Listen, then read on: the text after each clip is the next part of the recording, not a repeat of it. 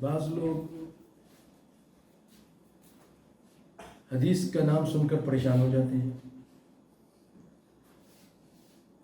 اور کہتے ہیں کہ آپ لوگ صرف حدیث کا ذکر کرتے ہو۔ پیارے بھائیو، حدیث کا لفظ ایک ایسا لفظ ہے کہ اللہ تعالیٰ نے قرآن کے لیے بھی بولا ہے، اور حدیث کا لفظ یہ کلمہ نبی کے فرمان کے لیے بھی بولا جاتا ہے۔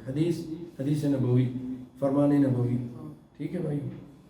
اور یہاں بھی اللہ نے فرمایا فَبِأَيِّ حَدِيثٍ، کون سی حدیث کے بعد، کون سے فرمان کے بعد، کلام کے بعد تم ایمان لاؤ گے۔